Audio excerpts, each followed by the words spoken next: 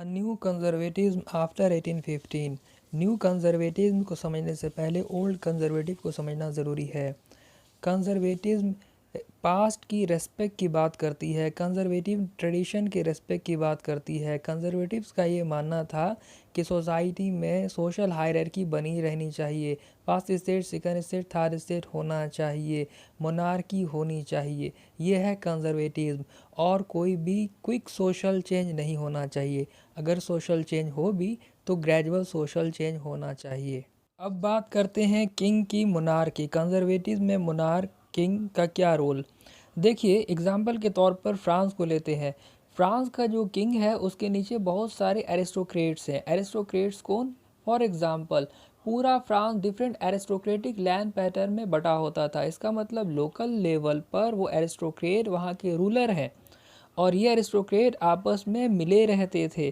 कभी कभी ये एरिस्टोक्रेट मिलकर किंग को ही बदल देते थे। तो इस तरह से किंग हमेशा डरा रहता था और इसके अगेंस्ट में डायरेक्ट एक्शन भी नहीं लेता था। एरिस्टोक्रेट आपस में कल्चरल टाई करते थे।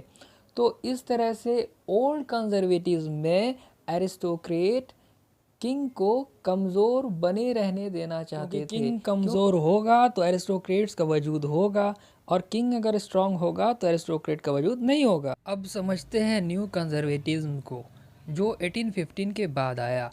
याद होगा 1815 में कंजर्वेटिव ऑस्ट्रिया, ब्रिटेन, प्रशिया और रशिया ने नेपोलियन बोनापार्ट को हराया था। नेपोलियन ने पूरे यूरोप का नक्शा को बदल दिया था, एरिस्टोक्रेट को रौंद दिया था।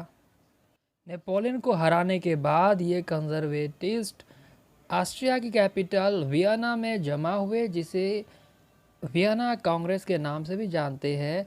और क्योंकि ये लोग कंजर्वेटिव हैं और इसमें लीडिंग रोल प्ले कर रहा मेटरनिच, तो इनका मानना है कि कंजर्वेटिव जो अपनी आइडियोलॉजी है उसको लाना तो है मगर कुछ चेंजेस के साथ।